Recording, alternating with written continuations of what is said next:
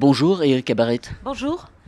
Madame la ministre des Outre-mer, vous avez entamé hier une visite de 36 heures environ en Martinique pour votre premier déplacement de ministre aux Antilles. Visite qualifiée avec insistance, si j'ai bien compris, de terrain et d'échange. Que répondez-vous à ceux qui l'associent à la proximité d'échéances politiques majeures que sont les présidentielles de 2017, également les législatives? Qui sont dans la posture. Moi, je suis ministre des Outre-mer depuis quelques mois. Et en tant que ministre des Outre-mer, je pense que les Martiniquais auraient trouvé assez bizarre que je ne vienne pas les voir.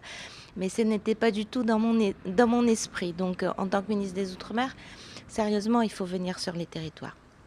Les Outre-mer, c'est des terres très différentes. Je connais un peu, je suis passée 4 fois, mais quand on passe 4 fois sur un territoire, on ne le connaît pas par cœur.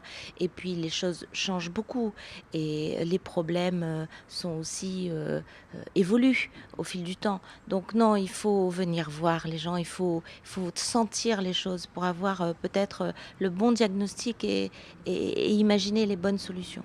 Et même s'il y a un chevauchement, par exemple, avec la récente visite du ministre de la Ville, de la Jeunesse et des Sports, j'ai observé que dans votre programme, un certain nombre de points relevaient également de son ministère.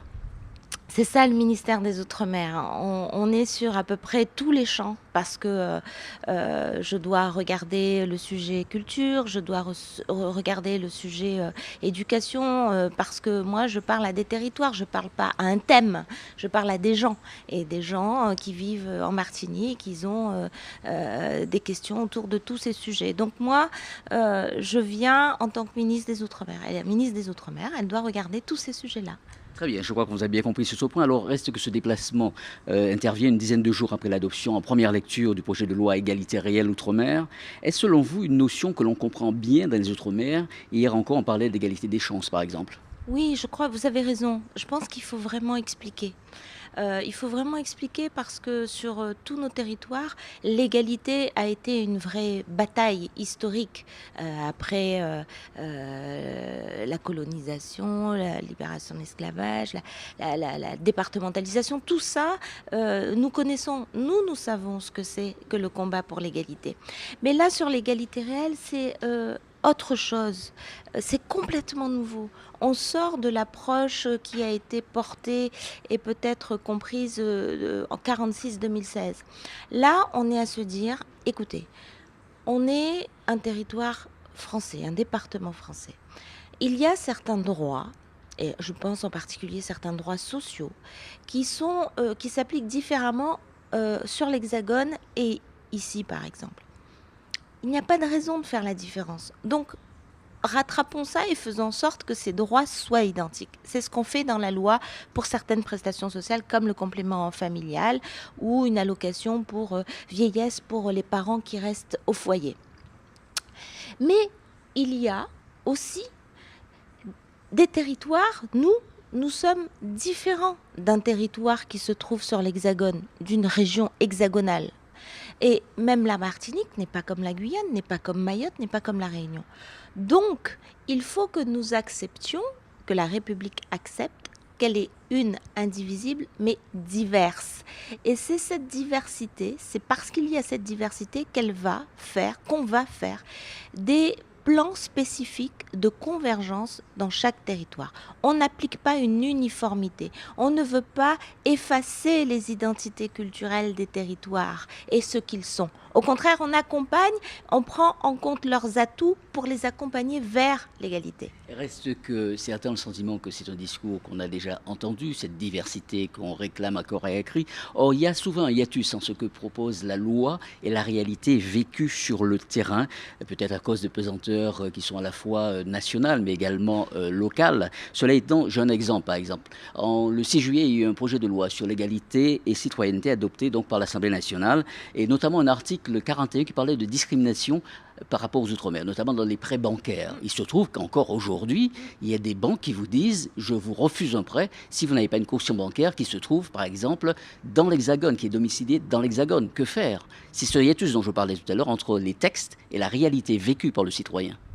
Oui, ce qui est un problème. On fait une loi et l'application de la loi.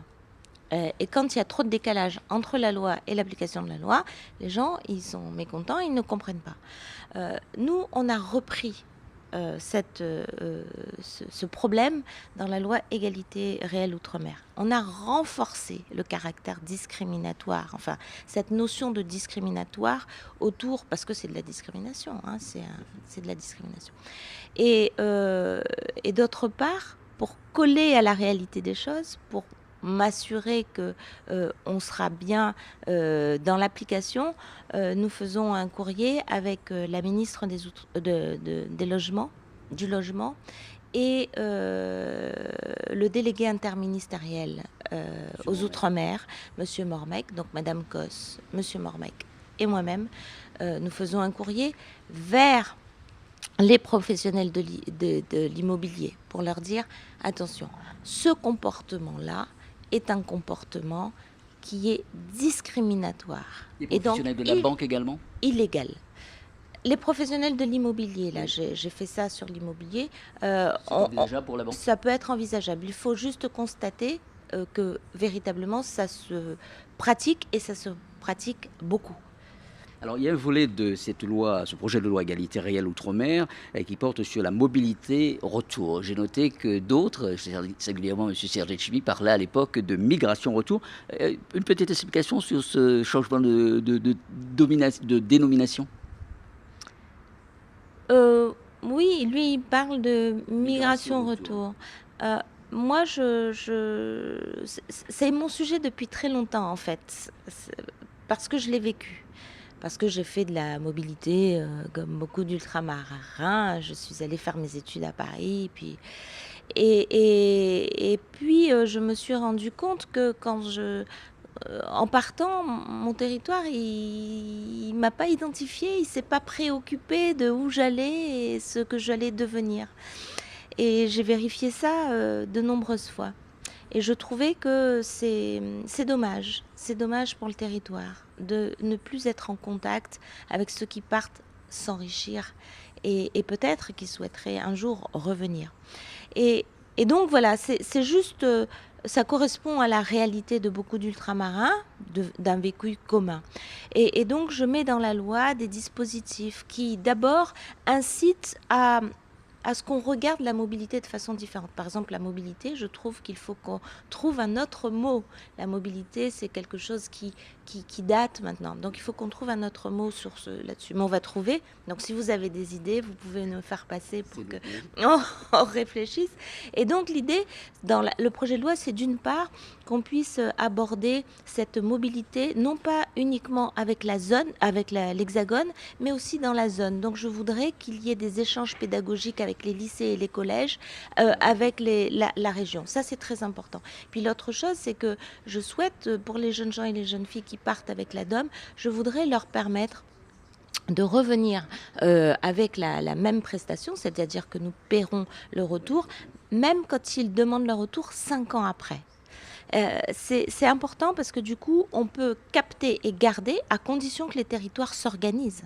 C'est comme la loi, il faut s'organiser. Très bien, nous sommes pris par le temps. Juste une chose, vous avez rencontré hier des gens qui relèvent justement de cette mobilité retour, notamment dans le domaine du numérique. Qu'est-ce que vous en avez tiré ? D'abord, j'ai rencontré des gens merveilleux, des Martiniquaises et Martiniquais extraordinaires, de haut niveau, impliqués dans leur pays, qui aiment leur territoire, qui sont revenus pour faire et pour construire en Martinique. Ce que j'ai retenu, c'est que il faut que le territoire s'organise, c'est-à-dire qu'il faut que tout le tissu actif, social, chef d'entreprise, politique, s'organise pour les capter et qu'ici, ils puissent avoir quelques facilités. Ce n'est pas que des facilités financières. Il faut qu'on ait des réflexes pour faire appel à eux en tant que chef d'entreprise, ce qui n'est pas forcément toujours le cas. Il faut qu'on organise une espèce d'écosystème pour qu'ils puissent, eux, s'intégrer et vivre au fur et à mesure. Il faut qu'on change un peu de dynamique. C'est un peu ça qu'ils souhaitent. Mais ils sont volontaires, ils n'attendent pas, ils font. Mais il faut qu'on facilite ça. Et la loi peut y contribuer ?